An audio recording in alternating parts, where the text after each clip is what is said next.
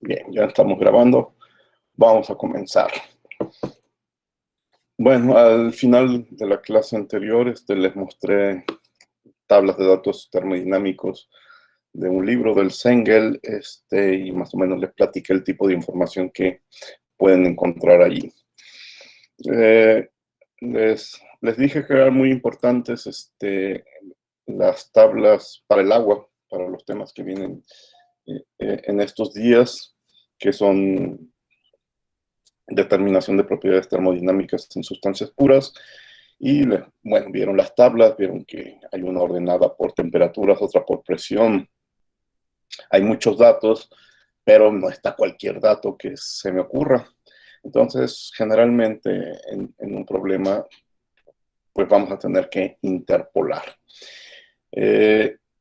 Yo sé que ustedes no es la primera vez que hacen estas operaciones de interpolación, pero vamos a repasar un ejemplo. Y que el ejemplo sea de una doble interpolación, no de una interpolación simple. Si entendemos sin problemas la doble interpolación, pues la interpolación simple, pues es, obviamente, ahí va incluida.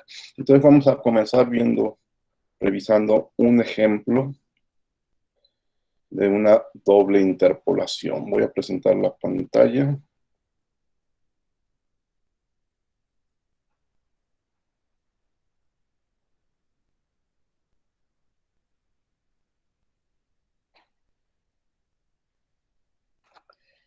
Y este es el ejemplo que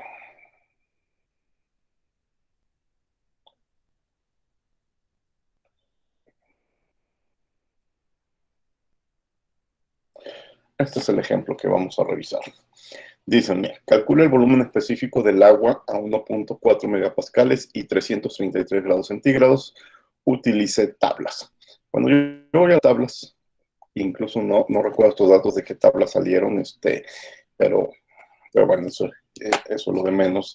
Me doy cuenta que en esas tablas hay datos a 320 y a 360, pero no a 333, que quedaría aquí entre el 20 y el 60. Luego me doy cuenta que hay datos a 1 megapascal o a 1.5, pero no a 1.4, que quedaría aquí en medio. Bueno, no en medio, sino más pegado al 1.5. Pero no hay datos. A 321 megapascal, si tengo un volumen específico, lo mismo 361, 361.5, 320 y 1.5, pero no a 333 y 1.4.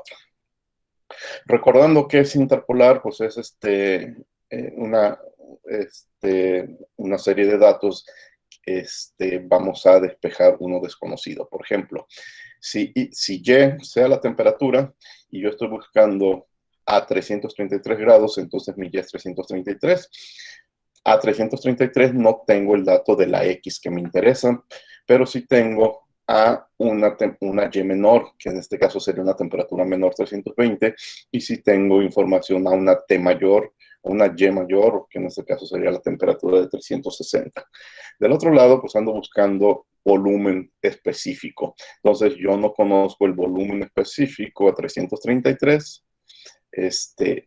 Tengo que relacionar este par de datos. Entonces, en un principio, el problema podría ser que Y sea la temperatura y B y X sea el volumen. Pero sí tengo los volúmenes a la temperatura menor, es decir, a 320.2678 y a la temperatura mayor, 0.2873.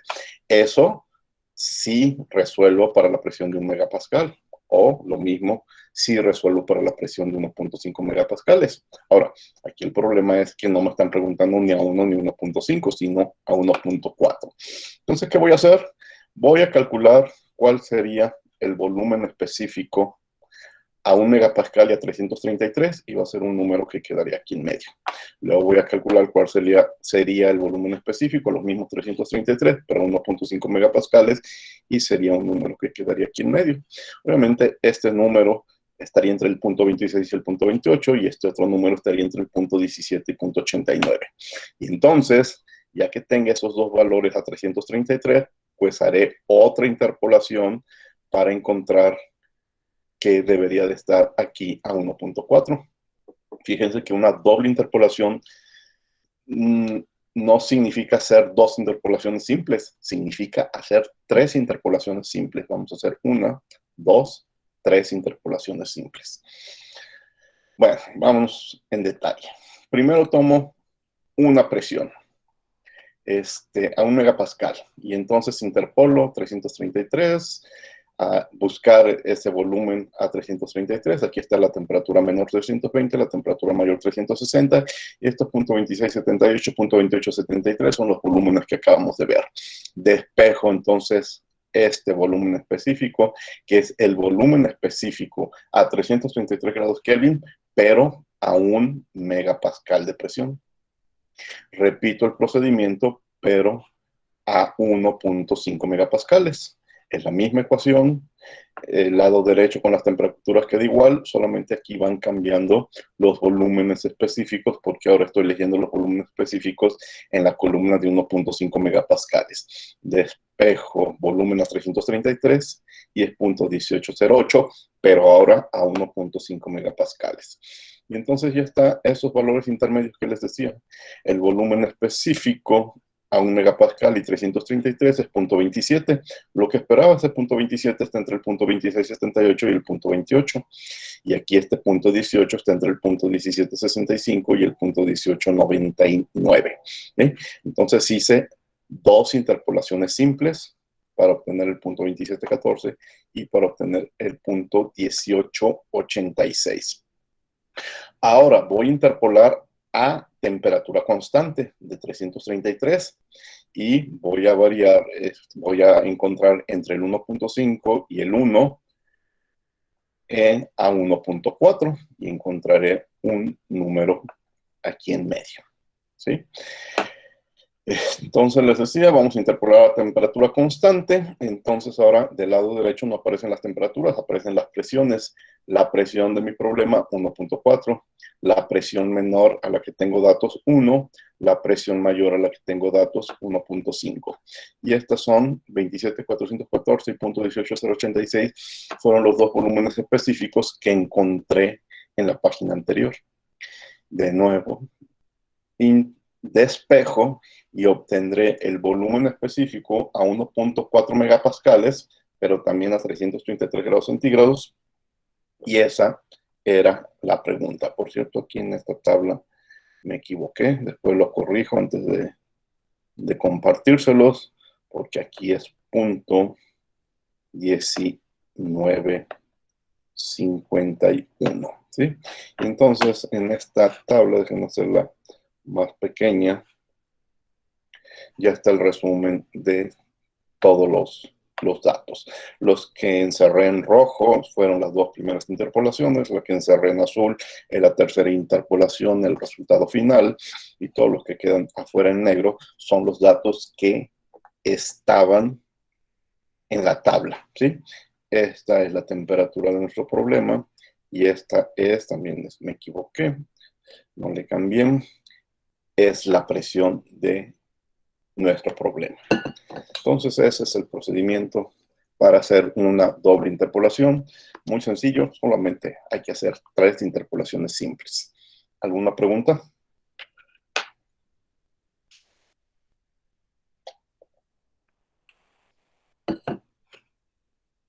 Creo que no, profe. No, profe, todo bien. Bueno, en el Classroom no he subido este PDF, lo voy a corregir y se lo voy a subir, pero también voy a subir, les había dicho siempre, que muchos de estos procedimientos de termodinámica los he estado programando. Si a alguien le interesa, si a alguien le sirve, aquí tengo un programa para hacer esta doble interpolación. Bueno, este programa hace una doble o una simple interpolación. Lo voy a correr para este ejemplo. Fíjense, primero el programa lo que te dice es que le diga si quieres hacer una doble o una simple interpolación. Le digo que queremos hacer una doble interpolación. Fíjense, lo que hicimos realmente, estamos encontrando el valor de una variable z en el punto XY, es decir, Z es el volumen específico del cual tenía duda, X y Y pues, sería la temperatura, X podría ser la temperatura a 333 y Y podría ser la presión a 1.4. Nos dice, vamos a encontrar el valor de Z en este punto si conocemos el valor de Z en otros 4 puntos, es decir, necesito el volumen específico. Esto de 1 a 1 podría decir a la temperatura 1 y la presión 1, a 333 y 1 megapascal, a 333 y a 1.5 megapascales, a 360 y 1 megapascal, o a 300, ¿cuál sería la otra? Los mismos 360, pero a 1.5 megapascales. Y le tengo que dar 4 volúmenes específicos. Fíjense que en este procedimiento, que hace un rato lo vieron como lo hice a mano, en realidad tenemos que teclear 1, 2, 3, 4, 5, 6, 7, 8, y estos 2 datos, 10 datos es lo que tenemos que teclear. Fíjense, vamos a decir que las X son las temperaturas. Entonces, tenemos datos dejen ver la tabla. No me lo sé de memoria. Tengo datos a 320 grados Kelvin. Pero también tengo datos a 360 grados Kelvin. La temperatura a la que me están haciendo la pregunta es a 333 grados Kelvin. Ahora me preguntan por la siguiente variable, que sería la presión. Tengo datos a la presión de 1 megapascal, a la de 1.5, y la pregunta que me hacen es a 1.4. ¿sí? Entonces ahí van 6 datos tecleados, datos que necesitamos de presiones y temperaturas. Y ahora me empiezan a preguntar los únicos 4 volúmenes que conozco, que serían a la temperatura 1, presión 1, de eso debo de yo mantener un control de a quien llame 1 y a quien llame 2, punto 2678, a la temperatura 1 y presión 2, punto 1765. Ahora me van a hacer preguntas a la temperatura 2, a 360 y 1 megapascal, punto 2873, y a temperatura 2 y presión 2, o temperatura alta y presión alta, como la quieran llamar, punto 1899. ¿sí? Y ahí está el punto 1995 que habíamos obtenido. ¿sí? Entonces, si les interesa, si se les hace cómodo utilizar estos programas, ya no tienen que programarlo, simplemente tener el programa para correrlo. Pues aquí les voy a dejar también este programa para dobles interpolaciones, y que si hubiera elegido la S, pues nada más te hace las preguntas suficientes necesarias para una interpolación simple. ¿Alguna pregunta? Referente a el programa, ¿tenemos que descargarnos Python o algo?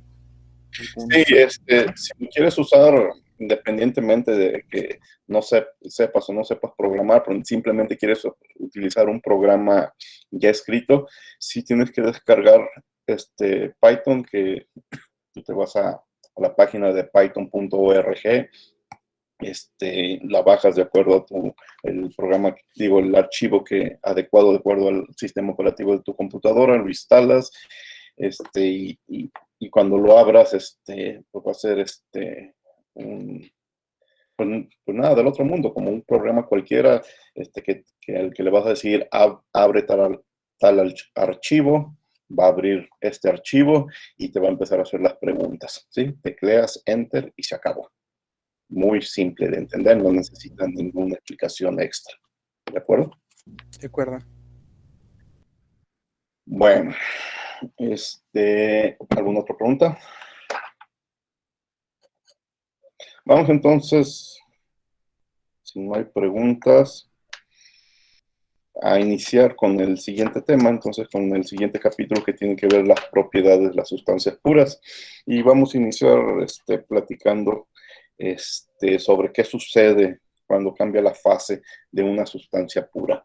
De ahí van a salir la explicación de algunos términos que adelanté la clase anterior, por ejemplo, que es un vapor saturado, un líquido saturado, un líquido subenfriado, un vapor sobrecalentado, un vapor húmedo.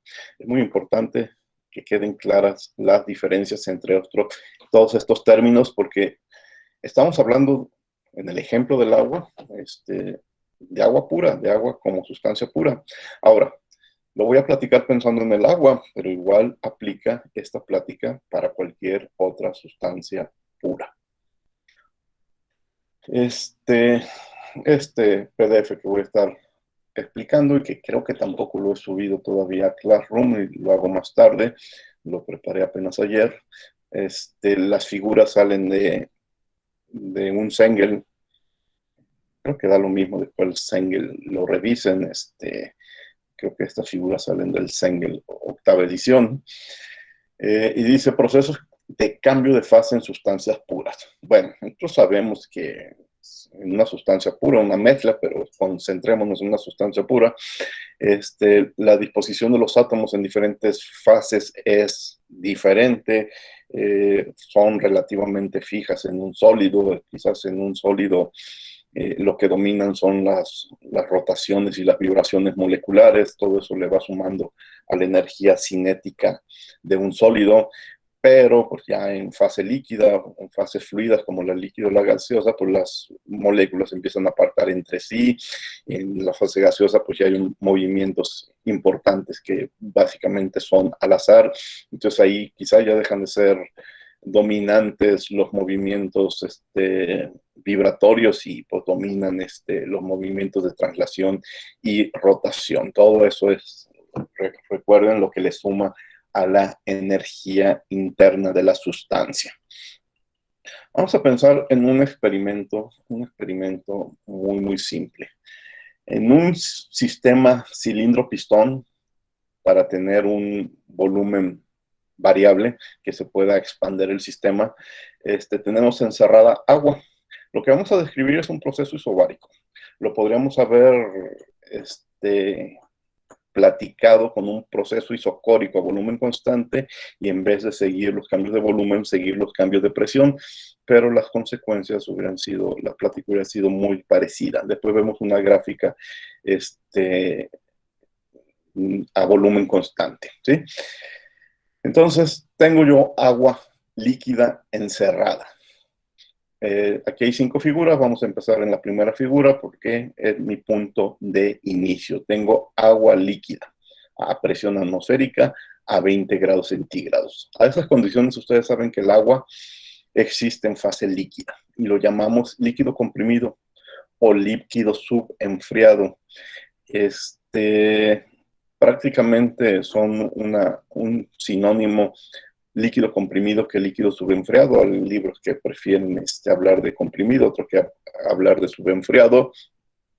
Por ahí hay algunos libros que dan una explicación de cuál es la pequeña diferencia entre comprimido y subenfriado, pero no le vamos a entrar ahorita a ese detalle porque es una diferencia prácticamente poco importante, que tiene que ver con la forma en que se hace el experimento de cambio de fase, y ahorita no vamos a entrar a esos detalles, y nos va a dar en la práctica lo mismo hablar que de comprimido o subenfriado. Ahorita lo llamo líquido comprimido. Entonces, a 20 grados centígrados, una atmósfera, ¿sí? Para que ese líquido esté comprimido, ¿no se necesita una cantidad muy grande de presión? No, no se refiere a eso. Simplemente es el nombre con el que se conoce. No quiere decir que esté sometido a una presión muy grande o exagerada. El agua líquida que sale de la llave del grifo en tu casa es líquido comprimido, ¿sí? Es una etiqueta, no es que esté sometido a altas presiones, ¿sí? Entonces, tómalo simplemente ahorita como un nombre. Sí podríamos discutir que pues entonces mejor llamarlo subenfriado, pero hay mucha literatura que le llama comprimido y no tiene que ver con la presión que se esté ejerciendo sobre el líquido, ¿de acuerdo? tómalo nada más como nombre, su nombre, líquido comprimido. Entonces, ahorita te sirves agua en un vaso, pues esa agua es un líquido subenfriado o líquido comprimido, fuera de la termodinámica, pues simplemente digo es agua, agua o agua líquida, se acabó, ¿sí? Bueno, entonces tengo ese líquido encerrado en un cilindro y en un pistón. Y el pistón exactamente tocando la superficie del agua sin ejercer una presión extra más que la presión atmosférica. Vamos también a suponer que el peso de ese pistón es despreciable. Y empieza un primer proceso que va a ser calentar. Calentar a presión constante. Calentar a presión constante pues requiere que se modifique el volumen del líquido. Entonces yo empiezo a calentar, quizás por ahí tengo un termómetro y me estoy dando cuenta que ya está el agua a 30 grados, está a 40, está a 50. Y aquí es donde me empiezo a dar cuenta que el líquido, el agua líquida es un material prácticamente incompresible porque el pistón no sube. Nomás me estoy dando cuenta que está aumentando la temperatura. Toda la energía de esa fuente de calor está aumentando la temperatura del agua líquida, pero el agua líquida no está todavía en condiciones de cambiar de fase. Está a 40 grados, está a 50, está a 60, está a 70, y el único efecto que notamos es que cambia la temperatura. Vamos a llegar a los 90, 95, y si estamos exactamente a una atmósfera de presión, pues a los 100 grados vamos a empezar a notar algo. Ustedes lo saben. A 100 grados, el líquido está listo para evaporarse. Es decir, cuando alcanza exactamente los 100 grados, el siguiente paquete de energía va a provocar que la primera molécula de líquido pase a vapor. Y así sucesivamente, ¿sí? Pero bueno, antes de que la primera, este sí es un punto muy fino, antes de que la primera gota de líquido pase a vapor, tenemos lo que se llama un líquido saturado. El 100% de mi agua sigue siendo líquida, pero ya llegó a un punto donde el siguiente paquete energético va a provocar que la primera gota de líquido pase a vapor. ¿Sí? Y entonces, antes de que suceda, podemos etiquetar ese líquido como líquido saturado. Es agua líquida a una atmósfera y a 100 grados centígrados. Como no dejamos de calentar, pues entonces sigue llegando energía al sistema y sucede lo que les acabo de decir. La primera gota de líquido pasa a vapor y así sucesivamente. Poco a poco, más partículas líquidas pasan a vapor y eso sí, ya por la naturaleza del vapor de la fase gas, hace que se comience a mover el pistón, porque el gas, sí, ya a estas condiciones, está muy lejos de considerarse un material incompresible. El vapor de agua es completamente compresible y entonces comienza la expansión y vemos que se comienza a subir el nivel del volumen, pues, el nivel del pistón. Ahora, al principio, si empezamos a hablar, si queremos hablar en porcentajes, pues tendré todavía un 99% de líquido y un 1% de vapor, pero unos minutos más adelante quizás ya estoy en 50-50, hablando en base masa o en base mol. La mitad es líquido y la mitad es vapor, y si sigo calentando, pues va a llegar un punto en el que ya solamente tenga un 10% de líquido saturado y un 90% de vapor saturado. Sí, vamos a pasar por todos esos puntos si no dejamos de calentar. ¿Cómo se le llama esta mezcla de líquido-vapor? Pues mezcla, aquí lo escribí, mezcla saturada líquido-vapor. O sea, formalmente tiene todo ese nombre. Mientras uno fue líquido comprimido, el otro fue líquido saturado, pues esto hay que decirle mezcla saturada de líquido-vapor. Aunque el Sengel no lo hace en todos los libros, para ahorrarse un nombre tan largo, le llaman vapor húmedo. En el Sengel, cuando estudien en el Sengel, van a ver que se hace mucha referencia. Tengo un vapor húmedo bajo estas condiciones. Otros libros, pues no usan el término vapor húmedo y usan el término completo. Tengo una mezcla saturada de líquido, una mezcla de agua saturada de líquido vapor. ¿De acuerdo? Aquí es donde hay un problema extra. ¿Cómo voy a caracterizar cada uno de esos diferentes puntos? Les decía, puedo tener 99% de líquido y 1% de vapor, pero también puedo tener el otro extremo, 99% de vapor y 1% de líquido. Y para eso utilizamos una variable que es la calidad del vapor.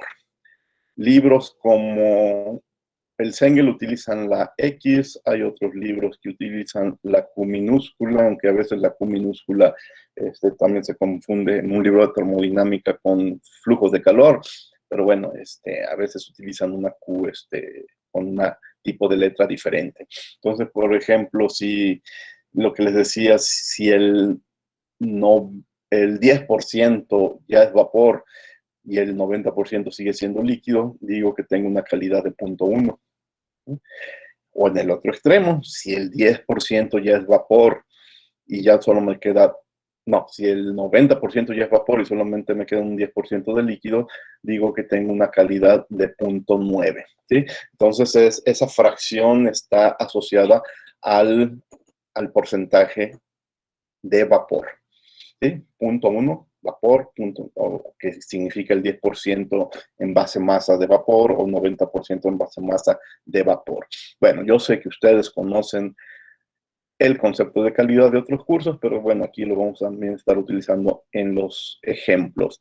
Ahora, calidad de 0 significa que tengo un líquido saturado.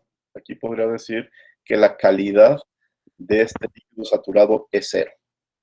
En cambio, para líquido comprimido, no puede, o subenfriado, no puedo usar el concepto de calidad, no aplica. O sea, ¿cuál es la calidad del líquido comprimido? Dirán, pues es 0. No aplica el término, no tiene sentido.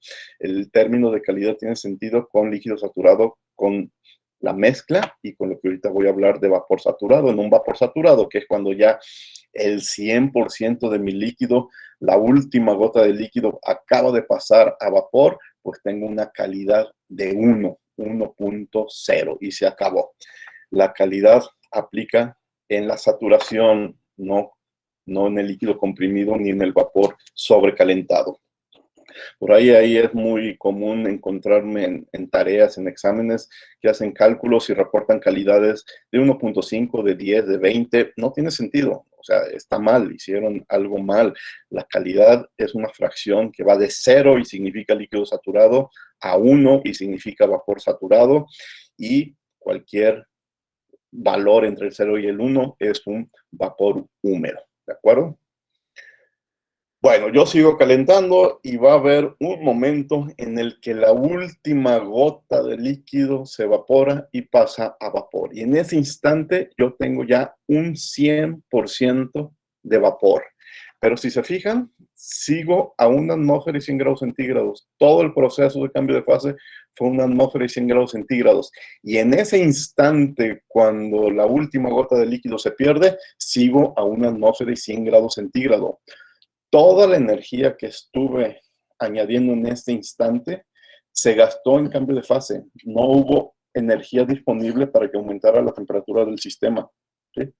Pero como ya me gasté la última gota de líquido, pues el siguiente paquete energético ya no se puede gastar en cambiar de fase. Entonces empezará a subir la temperatura del vapor. Y en cuanto aumente 1 grado, una fracción de grado, deja de llamarse vapor saturado y se llama vapor sobrecalentado. Fíjense que el líquido saturado y el vapor saturado en este experimento es un instante de tiempo. Nada más lo tenemos presente un instante de tiempo porque no he dejado de calentar. Este es exactamente el momento en cuando la primera gota de líquido se evapora y es exactamente el momento donde la última gota de líquido se evapora. Como yo sigo calentando, pues entonces toda esa energía ya se utilizará en aumentar la energía interna del vapor, y yo lo notaré porque empieza a aumentar la temperatura, 100 grados, 101, 102, 110, 150, 200, 300 grados centígrados, hasta donde quieran calentar. Y todos esos vapores, sigo a presión atmosférica porque dije que mi proceso iba a ser isobárico. Lo pude haber platicado diferente, pero todas esas muestras de vapor a diferentes temperaturas es lo que llamamos un vapor sobrecalentado. Aquí también es un error decir que la calidad de un vapor sobrecalentado es 1. No aplica el término de vapor, digo, de calidad en el vapor sobrecalentado. No tiene sentido. Aquí abajo están viendo un diagrama de temperatura, volumen, con lo que sucedió. Obviamente estas líneas no están a escala, porque dicen, bueno, aquí me dice que cuando calenté el líquido, sí cambió un poco el volumen.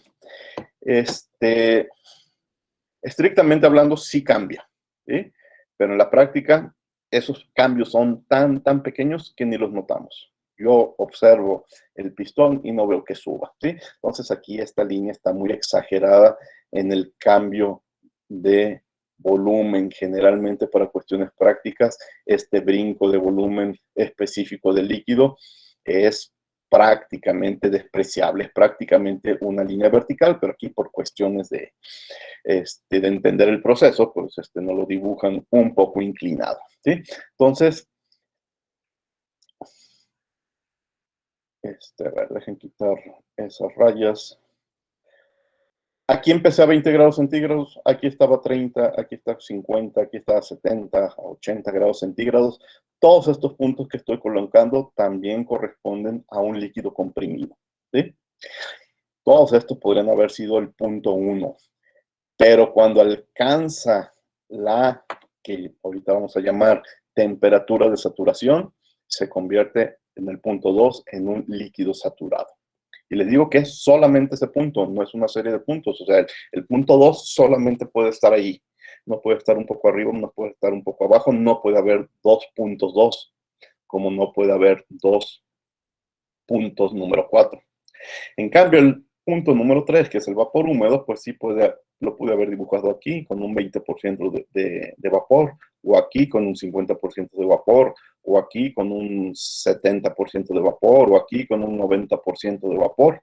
Todos esos puntos pudieron haber sido el punto número 3, y cada uno de ellos tiene diferente calidad, hasta que alcanzo el punto 4, y el punto 4 es único, no puede haber 2.4, y es el vapor saturado. Pero si yo sigo calentando, entonces todos estos posibles puntos pudieron haber sido el punto 5, a 110 grados, a 150, a 200 grados, a 250 grados, y el que dibujaron aquí a 300 grados, o le puedo seguir, ¿sí? ¿Cuál es mi límite?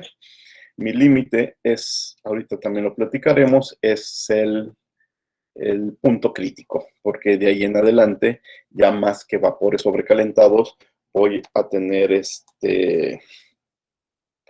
híjole, se me fue la palabra, fluidos supercríticos, por encima del punto crítico, pero eso lo platicamos después. Profe, ¿Preguntas? Sí. yo tengo una duda. Bueno, ahorita me surgió solo como curiosidad.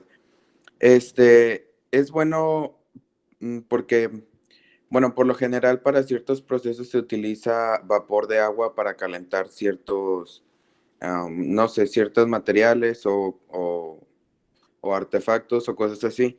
Entonces, mi pregunta es la siguiente, ¿es bueno mantener este vapor saturado, como, o sea, tratar de mantenerlo en el punto 4, porque si se convierte en vapor sobrecalentado, ocupa más volumen? Y igual como por decir, si tenemos 1 litro de vapor, em, es mejor mantenerlo ahí porque si no ocuparía un mayor volumen. O, Podría ser podría ser un punto a considerar, pero vamos viendo la aplicación, para qué aplicación te afecta el volumen del fluido y podría ser válida tu observación. Quiero evitar volúmenes grandes, entonces me quedo en el punto de saturación. Eso es un punto interesante. Pero ahorita, por ejemplo, yo estoy pensando en otra aplicación, que es una turbina. Una turbina yo quiero extraer la mayor cantidad de energía y entonces tengo que hacerla de un tamaño adecuado para que lo que entre sea un vapor sobrecalentado, porque tiene más energía que le puedo quitar para que la aproveche la turbina. Y entonces ahí no me conviene trabajar una turbina con un vapor saturado. Pero tú me estás planteando otra situación en donde posiblemente, no me imagino en cuál, pero posiblemente tengo problemas con lo del volumen y me tenga que mantener en el vapor saturado. Habría que analizar cada situación por separado y sí podría existir una aplicación en la que ese sea un punto importante. Ok, no es nada en específico, nada más simplemente como para diferenciar.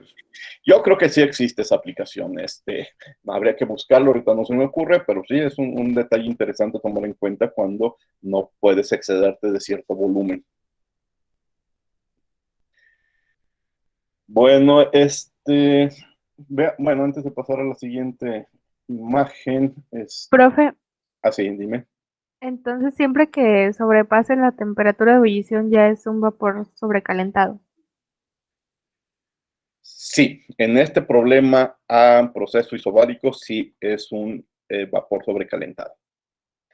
Miren, seguramente ustedes han visto una Gracias. figura en donde hay una campana de saturación más o menos así. Ahorita la vamos a ver bien dibujada en las siguientes figuras. Esta campana de saturación toca el punto 4 y toca el punto 2, ¿sí? En el interior de esta campana de saturación, de esta curva de saturación, tenemos mezclas líquido-vapor. Del lado derecho tendré vapores sobrecalentados y del lado izquierdo tendré líquidos, o líquido comprimido subenfriado. Por ejemplo, este problema fue a presión de una atmósfera. A otra presión, quizás hubiera sido el experimento. A otras presiones, quizás hubiera sido los resultados. Cada una de estas tres líneas es a presiones diferentes. Ahorita vemos si las presiones aumentan o disminuyen. Bueno, vamos a ver esa figura. Bueno, me adelanto todavía un poco para que la vean en grande. Aquí está. Aquí está el diagrama general para la mayoría de las sustancias puras, no solamente para el agua. Les decía, aquí está la región del líquido comprimido, aquí está la región del vapor sobrecalentado. Las líneas puntuadas son líneas a diferentes presiones, manteniendo la presión constante, es la presión 1 y esta es la presión 2. La presión 2 tiene que ser mayor a la presión 1. ¿Sí? Esta línea a la izquierda de la curva se llama la línea de líquido saturado, porque cualquier muestra que caiga sobre esta línea es un líquido saturado, mientras que esta línea se llama la de vapor saturado, porque cualquiera de estos puntos que estoy dibujando es un vapor saturado. Adentro está la región de la mezcla saturada o del vapor húmedo. Este es un vapor húmedo a presión 1, este es un vapor húmedo a presión 2 y este es otro vapor húmedo a una presión intermedia entre la presión 1 y la presión 2. Y muy importante, por aquí tengo el punto crítico. Sigo graficando temperatura sobre volumen. Bueno, me brinqué esta diapositiva en donde pues voy a hacer un resumen de todo lo que platiqué. El estado 1, entonces, es un líquido comprimido o subenfriado que al calentarlo llegará a ser un líquido saturado, que fue el estado 2. Un líquido saturado, o sea, el punto 2, es un líquido que está a punto de hervir y con una pequeña energía extra que le suministremos va a soltar las primeras moléculas de vapor. A una presión dada, la temperatura a la cual hierve se conoce como la temperatura de saturación. En este ejemplo, 100 grados es la temperatura de saturación del agua a presión atmosférica, un dato que nosotros sabemos desde la primaria prácticamente. Si seguimos añadiendo energía, seguiremos pasando de líquido a vapor y tendremos un vapor húmedo, que es el punto 4. Para caracterizar el vapor húmedo hay que conocer la calidad. Este punto 3 tiene una calidad, no sé, así viendo su ubicación, diría que es más o menos el punto 6, 60% vapor y 40% líquido. Exactamente en el punto 4, cuando la última molécula de líquido pasa a vapor, tendremos un vapor saturado. Pero si seguimos añadiendo energía al sistema, comenzará a aumentar la temperatura y tendremos un vapor sobrecalentado. Bueno, ahí está un resumen escrito de todo lo que les había platicado. Y pues si trazamos la curva de saturación para el agua, pues tendremos una figura como esta, bien hecha, ¿sí? Esta no es que sea exactamente la forma del agua, sino es una imagen estándar que podría aplicar para cualquier sustancia pura. ¿Alguna pregunta? No, profe. Bueno, si se fijan, saqué de la plática al sólido, pero obviamente si meto en la plática el sólido queda a la izquierda, en este diagrama temperatura-vapor, queda a la izquierda del líquido. Bueno, antes de hablar del sólido, fíjense que aquí grafiqué temperatura contra volumen. ¿Y por qué? Porque les platiqué un experimento que se llevaba a cabo a presión constante. La misma plática se las pude haber dicho a volumen constante. Si hubiera platicado el experimento a volumen constante, pues tendría que haber graficado presión contra volumen. Y esta es una gráfica de presión contra volumen. Dirán, es muy parecida, no veo muchas diferencias. Quizás me dibujaron esta curva de saturación muy parecida. A la izquierda está el líquido, a la derecha está el vapor, en medio está el vapor húmedo, aquí arriba está el punto crítico. Bueno, pero ahora es diferentes presiones contra volumen. Quiere decir que ahora las líneas punteadas son de temperatura constante. Y ahora una temperatura constante se mueve en esta dirección, de arriba hacia abajo. En el interior es igual que en el problema anterior, una línea horizontal de izquierda a derecha. Y saliendo del punto 4, en la zona de sobrecalentado, a temperatura constante te mueves de arriba, te sigues moviendo otra vez de arriba hacia abajo, de izquierda a derecha, ¿sí? Entonces, esto lo pude haber platicado como, aquí tengo el mismo experimento, aquí tengo una atmósfera de presión y esta línea corresponde a los 100 grados centígrados. Nada más que ese experimento no lo pude haber hecho en un cilindro pistón de frontera movible, lo tendría que haber hecho en un recipiente rígido que no pudiera modificar. No, perdón, me estoy equivocando, no. Tiene que ser igual cambia el volumen, tiene que ser un cilindro pistón, sí. No, lo único que cambia es que no puedo estar controlando, debo de controlar la presión y modificar la temperatura. No, lo dije al revés otra vez. Tengo que mantener constante la temperatura y estar modificando las presiones. Bueno, ahora sí. ¿Y los sólidos? Bueno, aquí están los dos para que simplemente comparen temperatura contra volumen, las presiones de abajo hacia arriba, presión contra volumen, las temperaturas se mueven hacia abajo cuando veo el diagrama de izquierda a derecha. Bueno, ahora sí, los líquidos.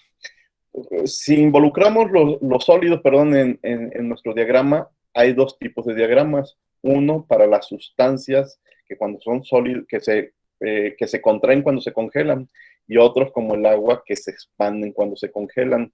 La mayoría de los sólidos se comportan de esta forma. La mayoría de los sólidos se contraen al congelarse.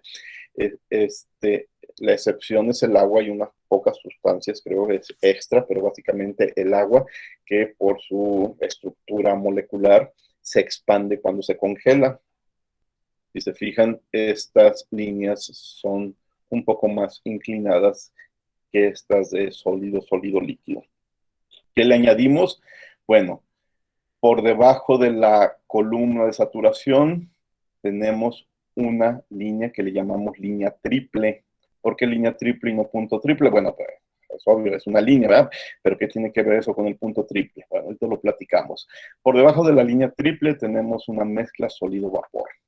A la izquierda del líquido tenemos mezcla sólido-líquido y a la izquierda de la mezcla tenemos solo líquido, ¿sí? Líquido como fase única. aquí el punto crítico, el vapor sobrecalentado, y por acá encima tendríamos el mundo de los fluidos supercríticos.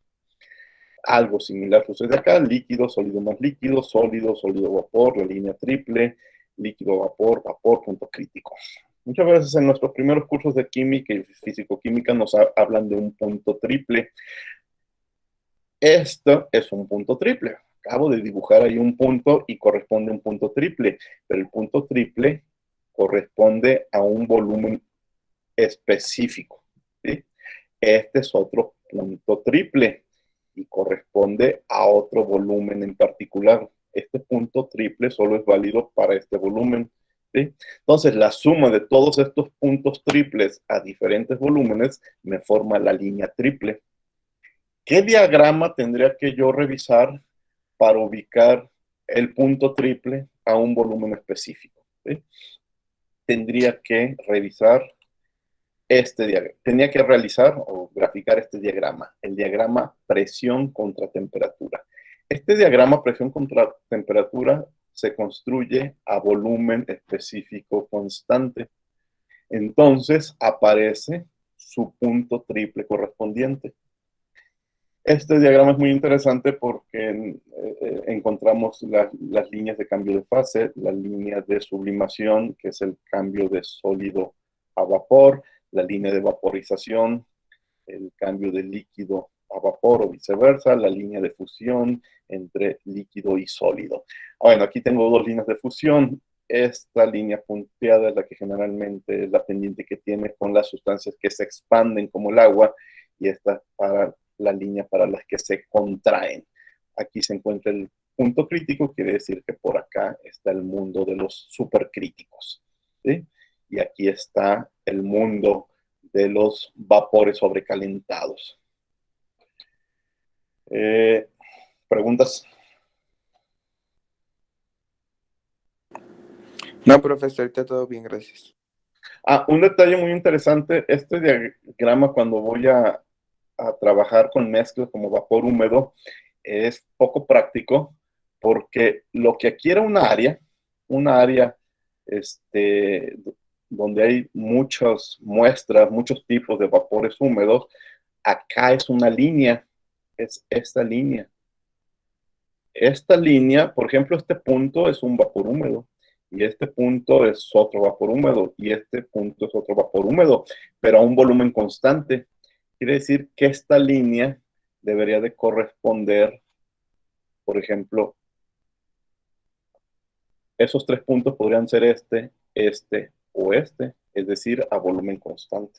Bueno, ahí están mis líneas muy chuecas porque estoy dibujando con el ratón, pero se entiende, ¿sí? Entonces, estos tres puntos que dibujé aquí podrían ser estos tres puntos que dibujé acá a un volumen dado. No habrá un diagrama que me dé toda la información a la vez. Sí lo hay, pero ya son muy difíciles de leer y de sacar datos prácticos. Son estos diagramas tridimensionales. El primero, de nuevo, es por una sustancia que se contrae al congelarse, y la segunda, una que se expande. En estos diagramas tridimensionales, ahora sí tenemos toda la información: eje X presión, eje Y volumen, eje Z temperatura, ¿sí? Y entonces tengo áreas que es el área sólida, el área sólido líquido, el área sólido vapor, el área gas. Aquí un detalle importante: ¿por qué aquí le ponen vapor y por qué aquí le ponen gas? ¿Cuál es la diferencia entonces entre un vapor y un gas? Ahorita lo platicamos. Este es el punto crítico, y aquí la zona de líquido, y bueno, se puede extender a diferentes capas. No solamente es una cara, son muchas caras una encima de otra que forman un volumen. Obviamente un diagrama de este tipo pues es muy interesante porque nos damos cuenta cómo se comportan las propiedades de una sustancia pura, pero es muy difícil sacar números, sacar datos de estos diagramas, prácticamente imposible. ¿Cuál es la diferencia entre un gas y un vapor? Ambos diríamos, bueno, son moléculas que merecen el, la etiqueta de fase de fase gaseosa, pero ¿por qué a veces les llamamos vapor y a veces les llamamos gases? Piensen en esto, si ahorita trabajamos con un tanque de nitrógeno, vamos a decir, es un gas, es gas nitrógeno. Pero si trabajamos en una caldera, vamos a decir, es vapor de agua. ¿Por qué al nitrógeno le llamamos gas? Tengo un tanque de gas nitrógeno y al vapor y al agua de la caldera le llamamos vapor. ¿Alguien tiene alguna idea de la diferencia? Que uno es una mezcla. No, ambas son sustancias puras. Es porque está más, pues tiene temperaturas más altas, ¿no? El gas. Temperaturas y presiones, no nomás temperaturas y presiones, pero ¿cuál sería el límite para que uno deje de merecer un nombre y tenga el otro nombre? El punto crítico. Temperatura de ebullición. Exactamente, es el punto crítico. En general, en termodinámica no es una ley, pero así en la mayoría de los libros nos damos cuenta que cuando una sustancia gaseosa se encuentra por debajo del punto crítico, tanto presión crítica como temperatura crítica, se acostumbra a llamarle vapor. Y cuando están por encima del punto crítico, ambos, la temperatura crítica y la presión crítica, la costumbre es llamarle gas. No es una ley, es una cuestión de lenguaje. La mayoría de los libros, de los autores, así lo hacen, pero su referencia es el punto crítico. ¿De acuerdo? Bueno, y este es el documento que les voy a subir, que lo armé con puras figuras del Cengel para explicar básicamente la diferencia entre líquido comprimido o subenfriado respecto a un líquido saturado, respecto a un vapor húmedo. Aquí están las palabras importantes: líquido comprimido subenfriado, líquido saturado, vapor húmedo o mezcla vapor líquido, vapor saturado y vapor sobrecalentado. ¿Preguntas?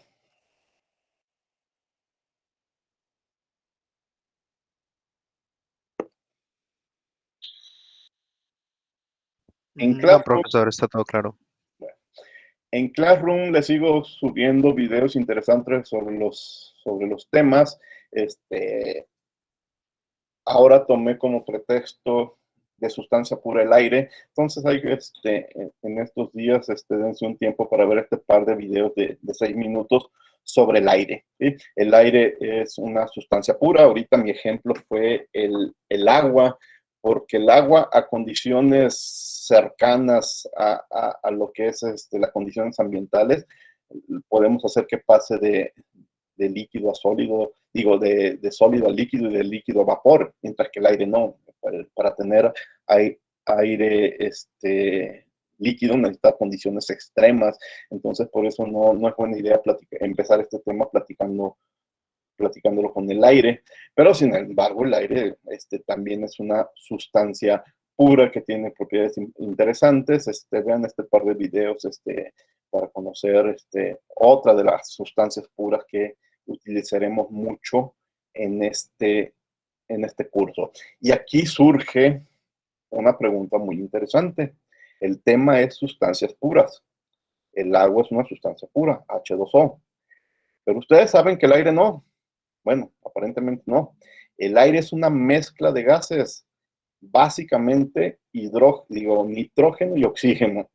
Y si le ponemos números, por ahí a veces nos aprendemos también de memoria que es una mezcla 79% nitrógeno y 21% oxígeno en números cerrados. ¿Por qué les estoy presentando aquí al aire como una sustancia pura? ¿Alguna idea?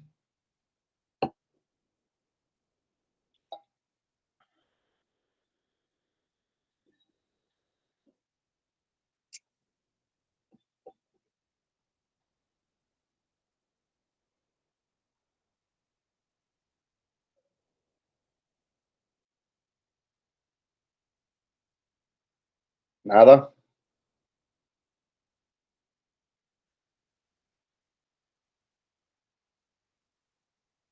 Parece que nunca se los habían platicado.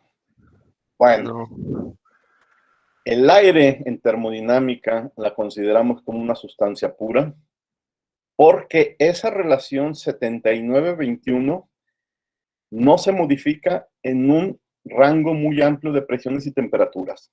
Si yo tengo aire a 20 grados centígrados en una atmósfera, la relación es 79-21. Si enfrío ese aire, sigue siendo 79-21. Si lo caliento a 200 grados, sigue siendo 79-21. Si lo comprimo bajo la presión una atmósfera por abajo, o subo la presión 1 o 2 atmósferas por abajo, sigue siendo aire 79, sigue siendo una relación 79-21. Entonces, en ingeniería química, en un rango muy amplio de presiones y temperaturas, aire mantiene esa relación molar 79-21 de sus componentes principales, que son oxígeno y nitrógeno. ¿Hay un límite? Sí hay un límite. No tengo el dato de cuál es ese límite, pero a presiones muy exageradas, presiones muy altas, esa relación 29 de la mezcla oxígeno-nitrógeno 29, 79-21 se empieza a perder. Es más, a esas condiciones ya no le podemos llamar aire. Le tenemos que llamar, tengo una mezcla de oxígeno y nitrógeno. A presiones muy exageradas podría tener una mezcla 50-50, 50% de oxígeno y 50% de nitrógeno. Pues eso no se llama aire, se llama mezcla mezcla oxígeno-nitrógeno. ¿Sí? Pero bueno, aquí a condiciones cercanas, no cercanas, ni siquiera cercanas a las atmosféricas, en un rango muy amplio, luego les doy el dato, esa relación 79-21 no se rompe. Entonces, bajo ciertas condiciones de trabajo que son muy amplias, el aire lo podemos considerar como una sustancia pura. Esa es la razón. Bueno, entonces ahí les recomiendo ese par de videos sobre el aire.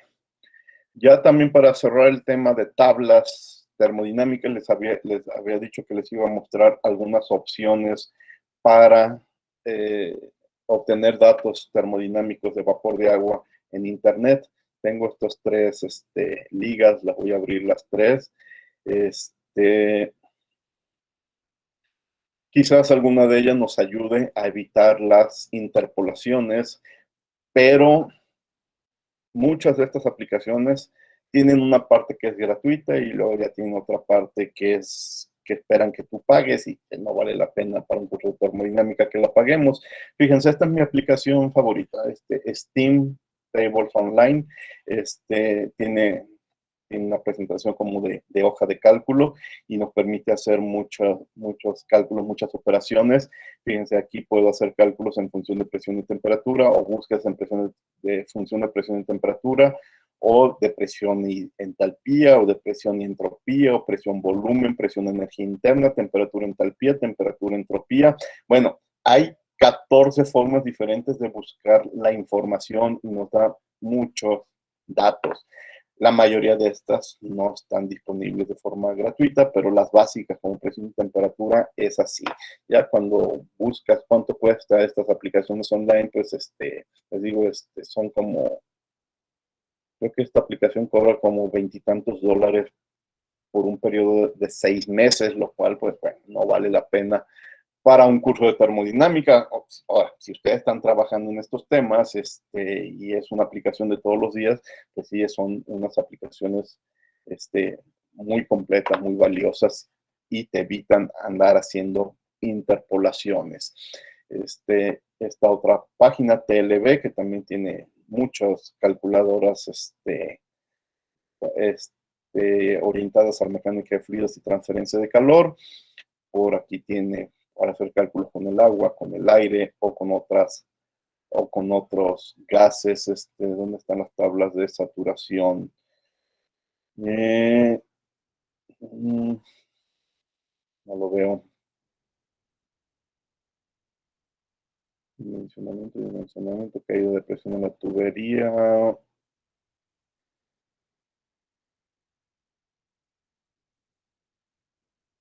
Se me perdió. ¿Cuál es la que sería equivalente a lo que estamos platicando? Acá están, abajo. Hasta abajo están tablas de vapor por temperatura, de vapor saturado, de vapor sobrecalentado. Ahora voy a abrir esta de tablas de vapor sobrecalentado.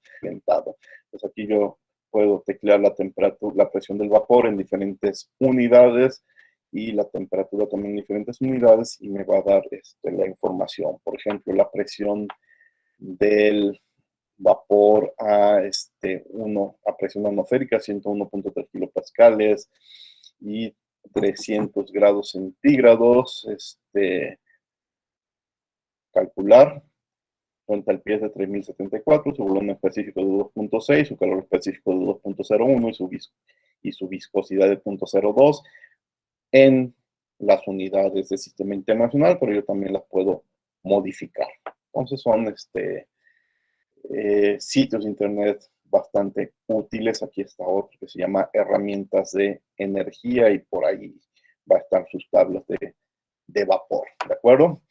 Una tercera opción, no tercera, sino, bueno, sí, tercera opción, pensando que la primera opción son las tablas, la segunda opción es internet, una cuarta opción podrían ser una aplicación en sus tabletas, en sus teléfonos. Por ejemplo, bueno, voy a mostrar nomás las que yo tengo de Apple. Yo tengo un iPad, entonces conozco varias aplicaciones para leer datos de vapor de agua. Si yo aquí en la tienda de aplicaciones escribo tablas de vapor, pues me aparecen todas estas opciones. Yo conozco esta que se llama Steam Properties, conozco esta del TLB y conozco esta de Steam Table Lite. Cuando aparece la palabra Lite, pues ya saben ustedes que esta es porque es su versión gratuita y va a haber una versión de paga que hace más cosas. Steam Properties es la que más me ha gustado. Hace buenos cálculos y es fácil de utilizar. Si sus tabletas, teléfonos son Android, estoy seguro que prácticamente las mismas opciones las van a encontrar para ese otro sistema operativo. ¿De acuerdo? Bueno.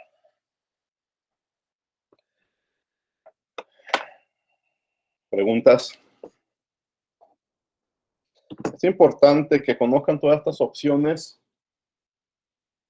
pero también de que sepan rápido encontrar cualquier valor en tablas, lo cual implica que su habilidad, su método para interpolar esté al día. Vamos con lo que sigue. ¿Qué es lo que sigue? Dejar de compartir para buscar qué es lo que sigue, que ya se me perdió. A ver, permítanme un segundo.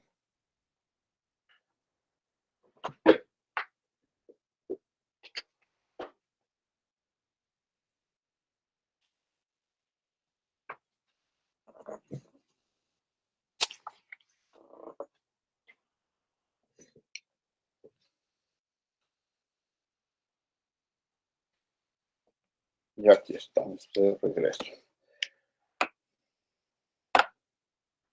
Dejen abrir otro PDF de los que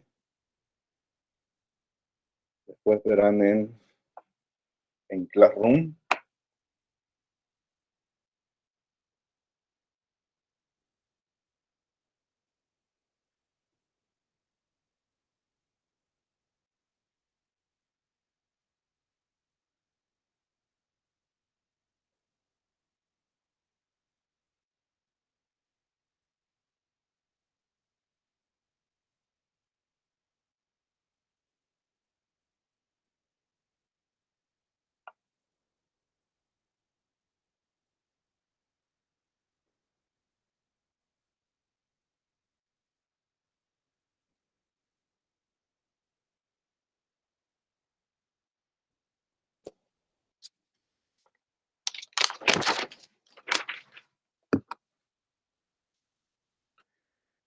Bien, vamos a presentar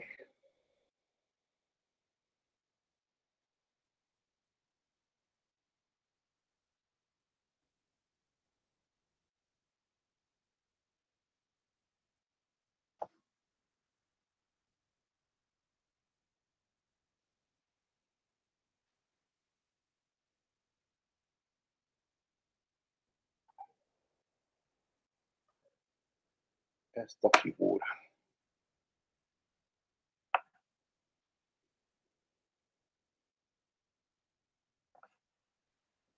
¿Están viendo una figura? De Sí, profe. hielo y agua, ¿verdad? Profe. Las propiedades termodinámicas, esta es quizás una frase que hemos escuchado muchas veces en cursos previos a termodinámica, que escuchamos muchas veces en cursos previos. Las propiedades termodinámicas no dependen de la trayectoria, ¿sí? La energía interna, la entropía, la entalpía, no dependen de la trayectoria. Sin embargo, hay propiedades de estado termodinámico que dependen del estado termodinámico que sí dependen de la trayectoria, y ese es el calor, básicamente el calor y el trabajo. La energía interna del agua a 100 grados centígrados y 10 bar siempre es la misma. No importa cómo ustedes hayan llegado a tener esa agua a 100 grados centígrados y a una presión de 10 bar, su energía interna es la misma. No, la energía interna no depende de cómo se llegó a ese estado. Pero, ¿cómo vamos a llegar a ese estado? Pues hay muchas maneras. Si hay una cantidad de sustancia que tiene una temperatura 1 y una presión 1 y un volumen 1, yo quiero llegar a la temperatura 2 con presión 2 y con volumen 2, yo tengo muchas formas de llegar a ese estado final, muchos caminos. Pensemos en esta figura, ¿sí? En esta figura se supone que tengo una mezcla, una buena mezcla a presión atmosférica, y su temperatura debe de ser cercano a los 0 grados centígrados, es decir, a una única temperatura. Si el hielo está en equilibrio con el agua líquida, pues el hielo está a 0 grados y el agua líquida está a 0 grados. 5 minutos antes de esta fotografía, a lo mejor el hielo estaba a menos 5 grados y el agua estaba a 5.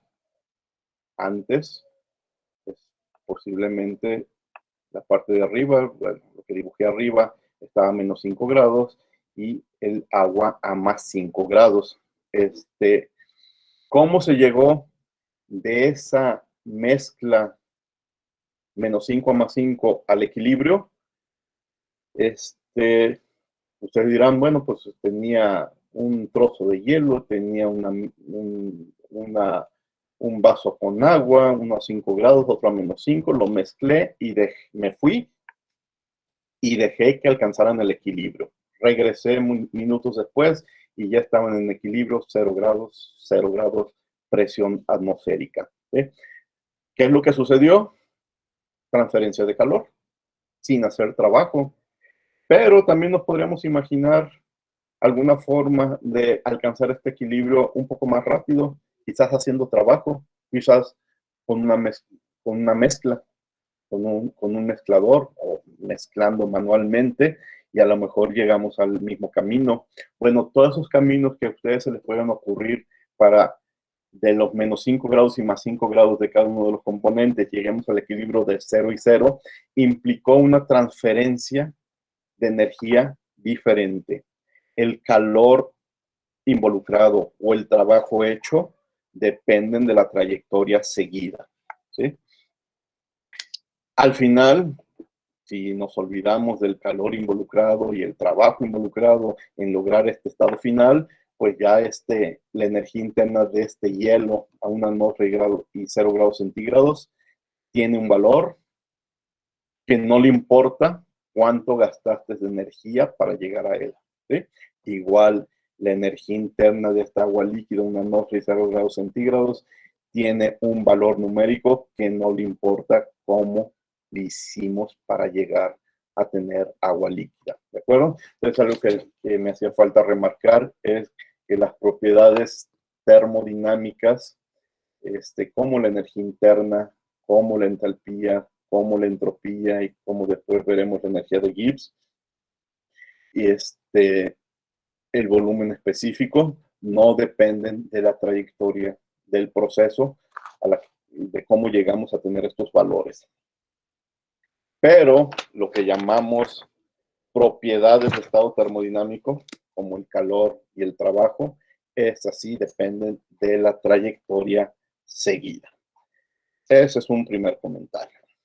Un segundo comentario, también algo que ustedes ya conocen, es que las propiedades, en general las propiedades en la física, pero aquí ya estamos hablando de las propiedades termodinámicas, las dividimos en propiedades intensivas y en propiedades extensivas. Una propiedad intensiva es aquella que no depende del tamaño del sistema. Por ejemplo, la densidad. Entonces, un ejemplo de propiedad extensiva podría ser la densidad, la viscosidad.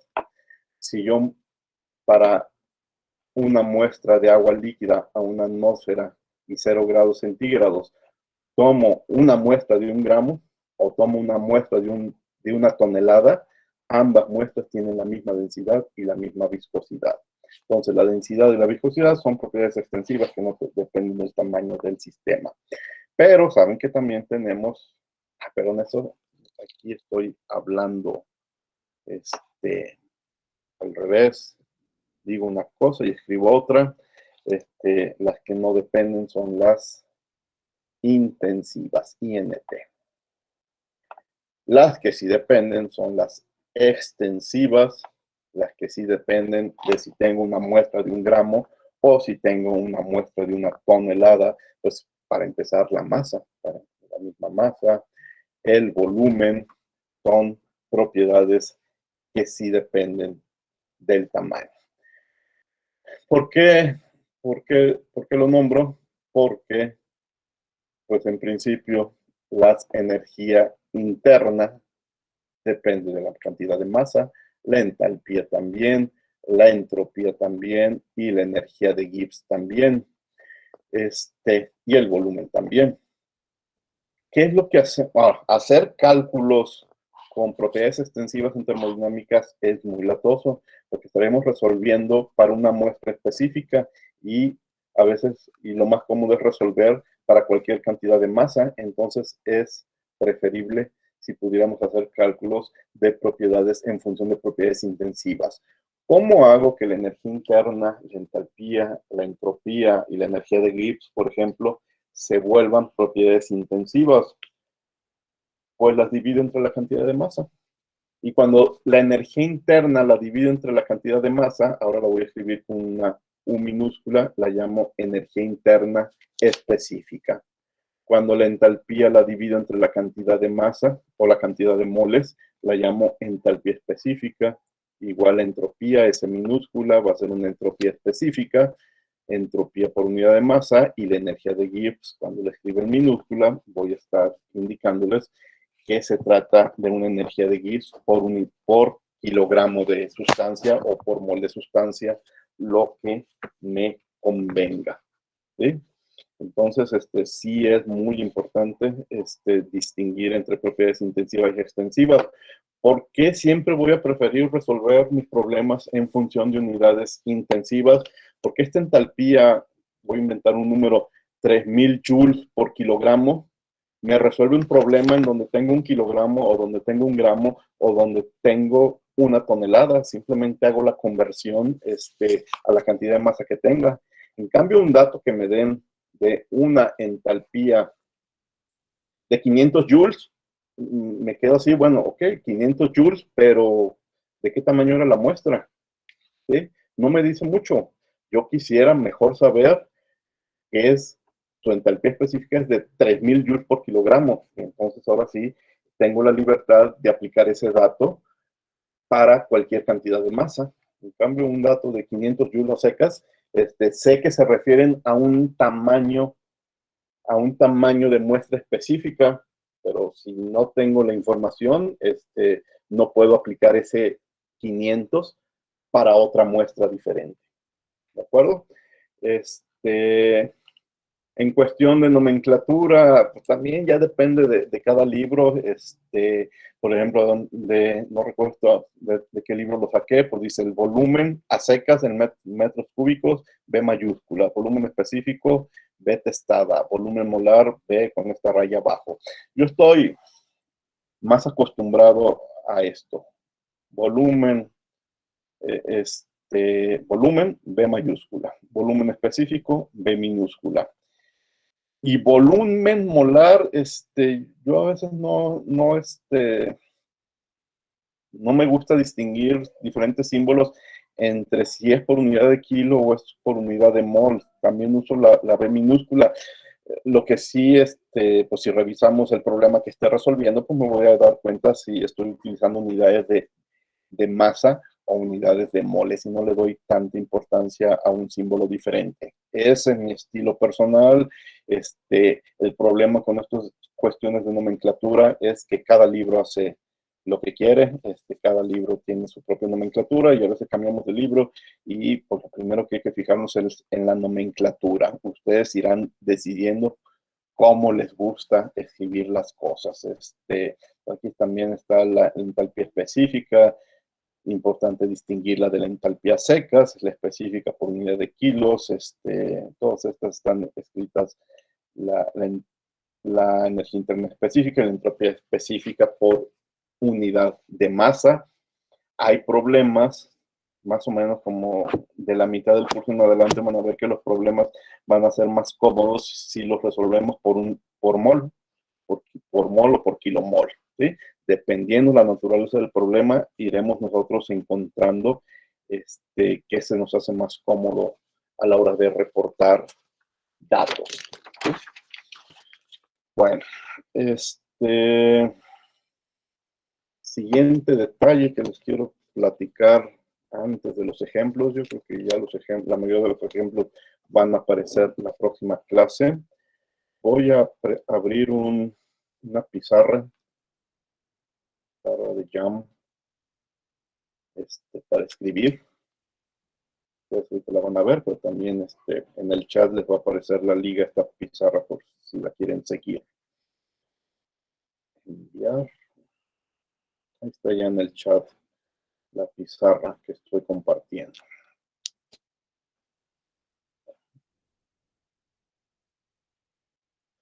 ¿Qué quiero platicarles en esta pizarra?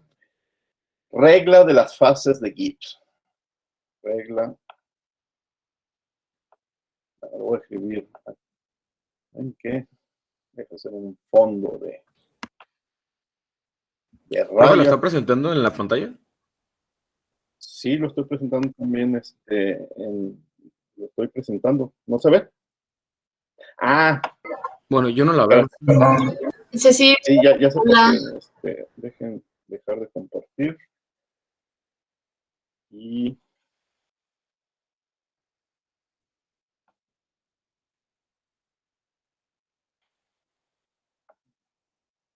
denme un segundo. Dejen estar presentando toda la pantalla. Ahora sí.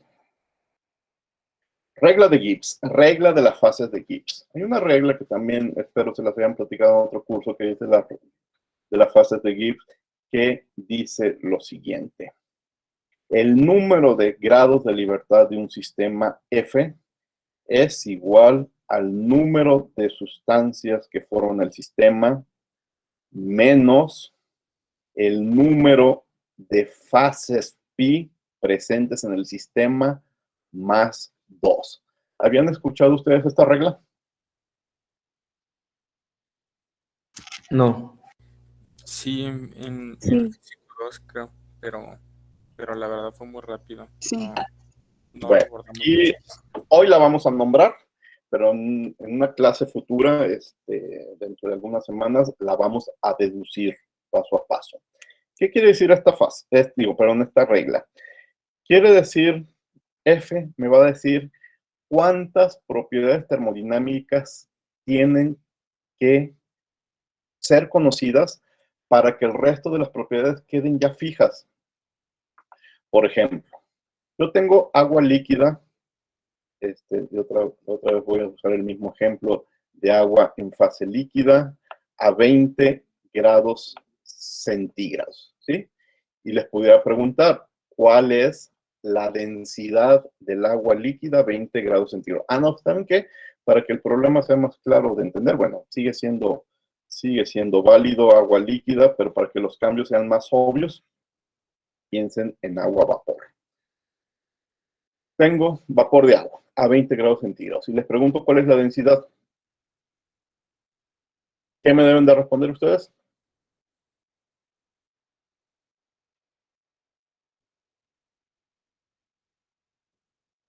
No me van a responder un número. Me van a responder, no puedo dar ningún dato porque me hace falta, no sé, que me digan a qué presión. Ah, se me olvidó ese detalle. Quiero la densidad del agua, del vapor de agua, a 2 atmósferas. Ah, entonces sí, ya no hay pretexto. Con este par de datos que yo especifiqué, ustedes van a ir a tablas o van a hacer cálculos y me van a dar una densidad o me van a dar una viscosidad, lo que haya preguntado. ¿Sí? Pero si me quedo en 20 grados centígrados, la pregunta está incompleta. Porque el agua líquida, agua pura como vapor, tiene 2 grados de libertad. Cuando yo doy dos datos, su densidad, su viscosidad, su entalpía, su entropía, su energía de Gibbs, su energía interna, lo que quieran, ya queda fijo. Su densidad es una y no puede ser posible que alguien me diga un dato y alguien más me diga otro dato. Queda fija. ¿Sí? A ver, vamos viendo por qué dos datos, por qué 20 y 2 atmósferas. Es F grados de libertad. La C, ¿qué es? Es el número de sustancias. Aquí es una sola sustancia, no es una mezcla de sustancias, es agua, vapor de agua pura, ¿sí? Y es el número de fases, solo lo tengo en fase vapor. Entonces, muy fácil. 1 menos 1, 0 más 2, 2. Los grados de libertad son 2. Quiere decir que tú tienes que fijar dos datos para que el resto de las propiedades no quede al aire, sean fijas. Ah, entonces, a ver, otro ejemplo. Tengo una mezcla de agua líquida con agua vapor. Como el ejemplo del principio de la clase, que vimos que ya estamos haciendo el cambio de fase a 100 grados centígrados. ¿Sí? Ese ejemplo se los platiqué a 100 grados centígrados y les dije que era una atmósfera, pero no es necesario dar dos datos. Con uno de los datos, una atmósfera, su presión ya queda fija. Fíjense, en este problema, ¿qué sustancia tengo? Agua pura, solamente agua. En dos fases, pero agua. En dos fases, menos 2, más el 2, se eliminan el 2 y me queda una. Solo tengo que especificar un dato, que pudo haber sido el 100 grados o el 1 atmósferas, y el resto de sus propiedades, presión, densidad, entalpía, entropía, energía de Gibbs, lo que ustedes quieran, queda definido. Para eso sirve la regla de Gibbs. Ahora, más adelante yo voy a tener problemas de una mezcla de gases. Tengo hidrógeno, tengo nitrógeno, tengo CO2, tengo monóxido de carbono, tengo oxígeno, ¿sí? Todo encerrado en un recipiente y voy a resolver problemas con esta mezcla de gases. ¿Cuántas propiedades yo tengo que definir para que sus entalpías queden fijas, por ejemplo, sus energías de Gibbs? Vamos viendo. ¿Cuántas sustancias tengo? ¿Cuántas sustancias puras tiene mi mezcla? 1, 2, 3, 4, 5. Mi mezcla está formada por 5 sustancias puras. ¿En qué fase? Nada más en gas. Tengo una mezcla de gases.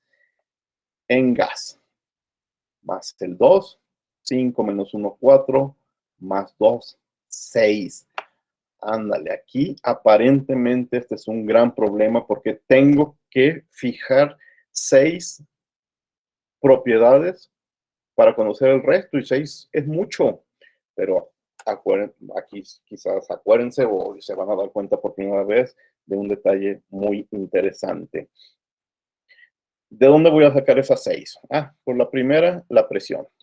Tengo un manómetro y yo sé la presión de la mezcla. La segunda, la temperatura. Tengo un termómetro y yo sé la temperatura de la mezcla. Con esas dos no tengo problemas, pero me hacen falta otras 4. ¿Y cuántas sustancias son? 5.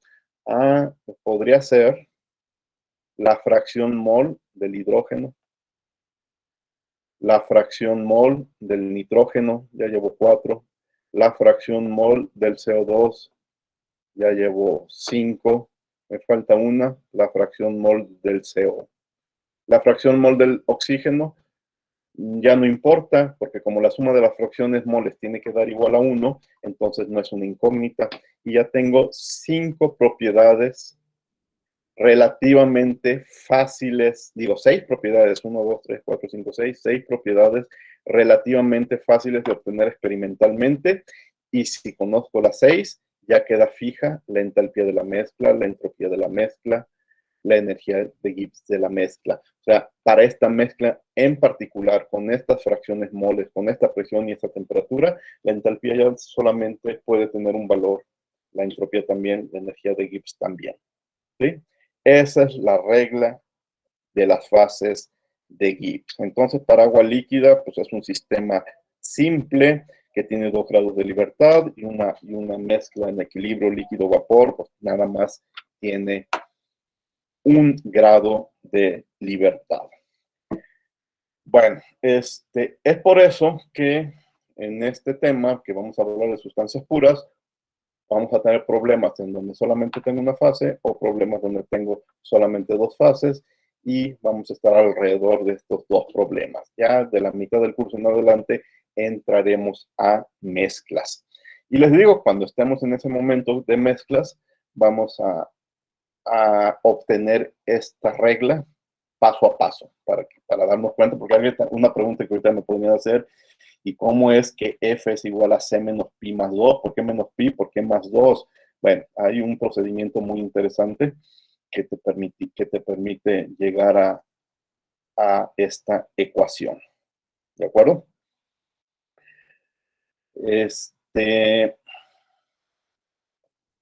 Un último tema, déjenme ir anotando los temas que ya voy platicando. Un último tema para este jam. Bueno, la calidad. Ya lo había platicado hace un momento. La calidad de un vapor. La calidad de un vapor. Ahorita lo voy a platicar usando el símbolo X para calidad. Ya les dije que esa es una fracción que me dice qué fracción de mi mezcla líquido-vapor es vapor. Entonces, matemáticamente, eso si no lo hemos visto, ¿cómo podría definir la calidad? Pues es la masa de la parte vapor de mi mezcla entre la masa total. ¿Sí? Donde la masa total es la masa de la parte líquida más la masa de la parte vapor.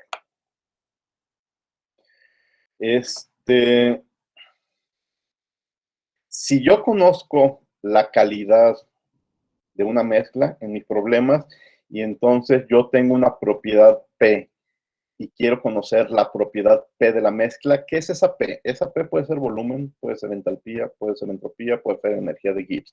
Ahorita lo voy a platicar como P y después pongo ejemplos. ¿Cómo podría yo saber la propiedad P para una mezcla determinada? Con una interpolación lineal.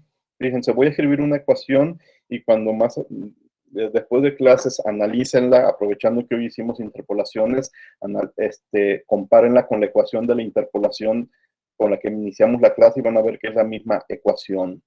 1 menos la calidad por la propiedad de la fase líquida más la calidad por la propiedad de la fase vapor, me va a dar la propiedad de la mezcla.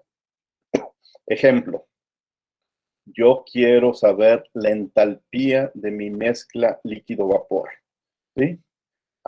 Pues 1 menos la calidad de mi mezcla.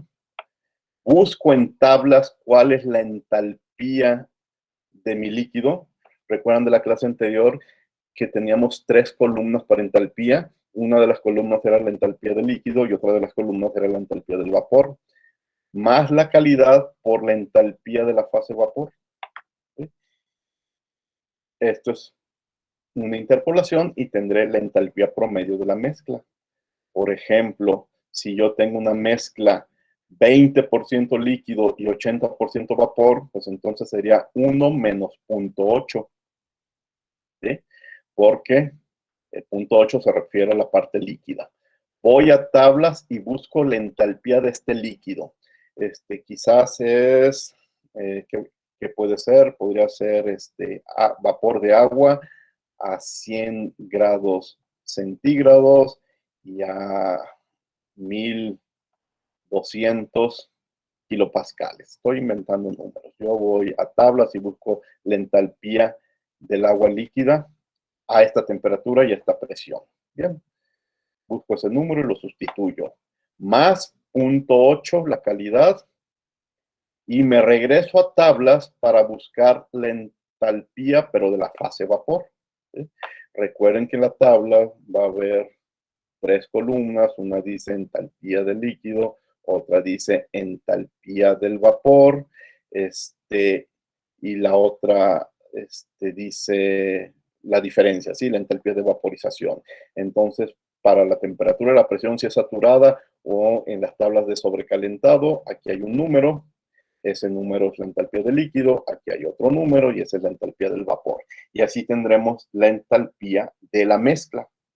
Ese cálculo que los estoy platicando con entalpía, se los podría repetir con volumen específico, con entropías, con energías internas o con energías de Gibbs. Maestro, ¿Sí? regresando a lo de la calidad, ¿ese 0.8 es porque hay el 0.8 se refiere al líquido o al vapor? Al vapor. Por ¿Al eso, vapor? si quieres aquí le completo, el concepto es calidad del vapor, el nombre completo.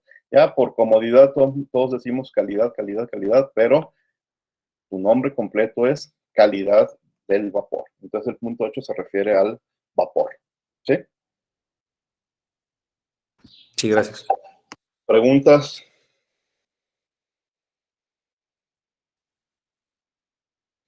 Entonces, ¿este es un método para calcular entalpías de una manera más sencilla, se puede decir? No, bueno, quitaría lo de sencillas. Es para calcular entalpías de una mezcla. De una mezcla líquido-vapor, ¿sí? Cuando tú sabes la calidad, la entalpía de tu mezcla líquido-vapor, no es ni la entalpía del líquido ni la entalpía del vapor. Fíjense, dejen ir a tablas para que vean de lo que estoy hablando. Vean que en esta tabla, imagínense que nuestro problema es a 45 grados centígrados. ¿Sí? La entalpía del agua líquida a 45 grados centígrados es 188 kilojoules sobre kilogramo. Y la del vapor líquido es 2582. ¿Sí? Si yo tengo un problema con agua líquida saturada, calidad 0, 188 es la entalpía de la agua líquida saturada. Si yo tengo un problema con vapor saturado, calidad igual a 1, 2582 es la entalpía. Pero si mi problema es con 0.8, entonces la entalpía de mi mezcla sería 1 menos 0.8, si la calidad es de 0.8, por la entalpía del líquido, 188. Ahora voy a poner la decimal, más 0.8 por la entalpía del vapor, 2582. ¿Alguien me podría decir rápido un resultado para esto? 2584. ¿Sí? Igual. Y esto me va a dar un número 2000. Pues decirlo, a ver, ahorita alguien que me ayude con la operación, me diga si es 2000 o 1000 y tantos. Fíjense que aquí es un 0.2 por 188 más un 0.8 por 2584. Es una interpolación, es ver si está más cercana, si domina el líquido o si domina el vapor, ¿sí? A eso me refiero. Estás encontrando la entalpía de la mezcla, no del líquido, no del vapor, de la mezcla, ¿sí? Da 2104.8. 2104, ¿ven? 2104, muy cercano al 2584 porque domina la parte vapor, ya el 80% es vapor, ¿sí? Si hubiéramos estado al 1%, pues es muy cercano al 188. Entonces, este método es para calcular en propiedades termodinámicas de mezcla y vapor, utilizando la calidad del vapor, el concepto de calidad de vapor. ¿Preguntas? Profe, Sí. ¿qué significaba la M mayúscula? Masa, o sea, tu masa de la parte vapor entre tu masa total y tienes tu calidad. Ok, entonces, ¿se podría entender como una fracción masa, la calidad del vapor? Sí, es una fracción masa. Así Ok, es. gracias. Si tú tienes 100 kilos de agua, pues entonces en este problema tienes 80 kilos de agua en forma vapor y 20 kilos de agua en forma líquida. Así de fácil. ¿De acuerdo? Sí, gracias. Bueno, estos tableros, pues van a estar aquí para si les sirve de guía, una especie de apunte, pero después los voy a quitar, estar escribiendo aquí quedan muy, muy mal. La letra, con el ratón se escribo muy mal, pero bueno, sirve para la explicación. Ya por último, es más, y lo voy a guardar para la siguiente clase porque voy a conectar lo que ahorita voy a decir con lo que voy a empezar a explicar las siguientes clases. No nomás decirles que las propiedades termodinámicas, miren, hasta podría evitarme el escribir con el ratón, si mejor uso el teclado, ¿verdad? Las propiedades termodinámicas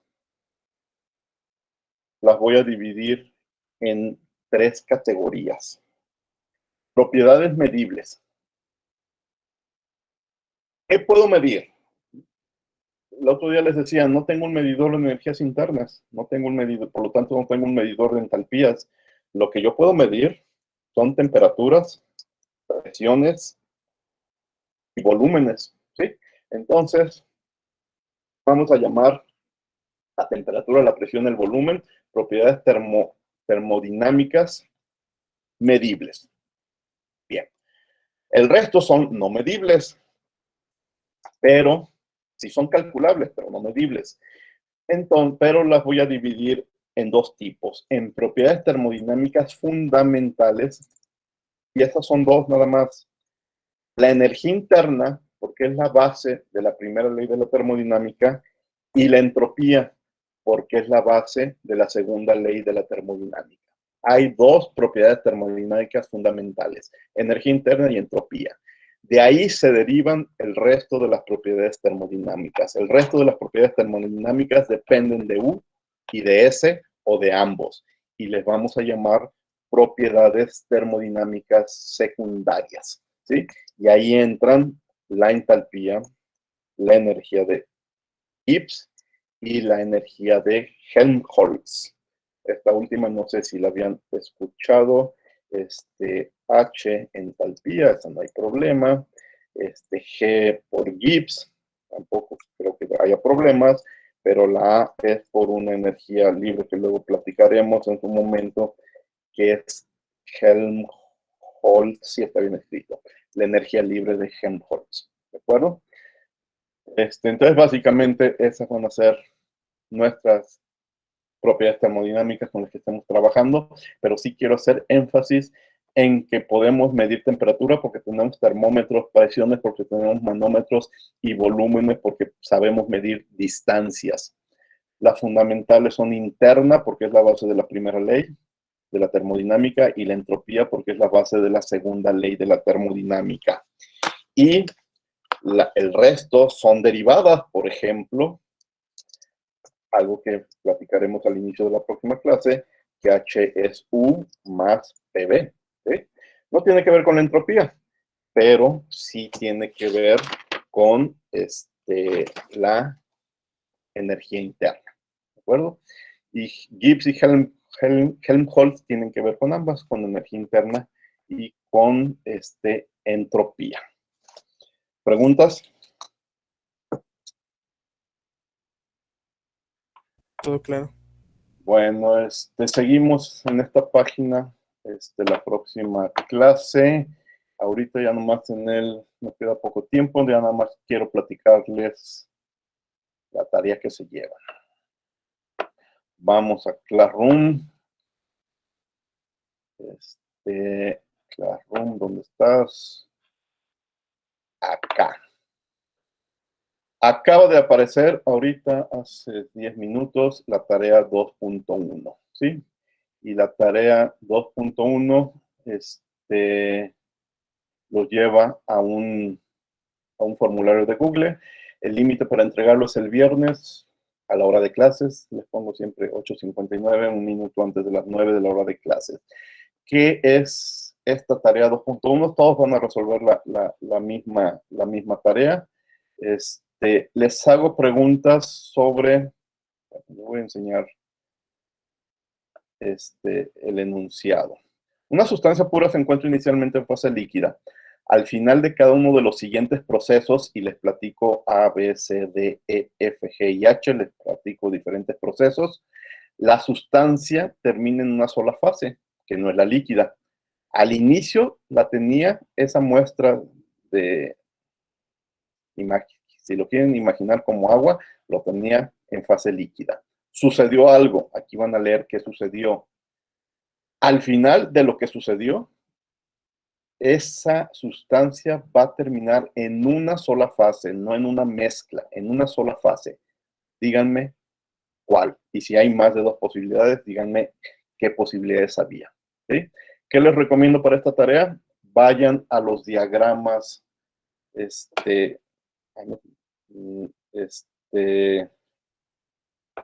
estos diagramas, a los diferentes diagramas que platiqué al inicio de la clase, y vean cómo nos podríamos mover del líquido a vapor o del líquido a sólido o quedar en líquido, ¿sí? A temperatura constante, a volumen constante, a presión constante. Moverse en estas gráficas les va a ayudar a resolver ese problema, ¿sí? Entonces, me van a decir cuál podría ser el posible estado final. ¿Preguntas? No. ¿Sí? Bueno, entonces esa tarea que no hay de hacer cálculos, es de pensarle posibles trayectorias, es para el viernes. Ya el viernes les dejaré otra tarea en la que quiero que practiquen el encontrar datos en las tablas. ¿Sí? Bueno, si no hay preguntas, es todo por hoy. Dejar de grabar. Más tarde les envío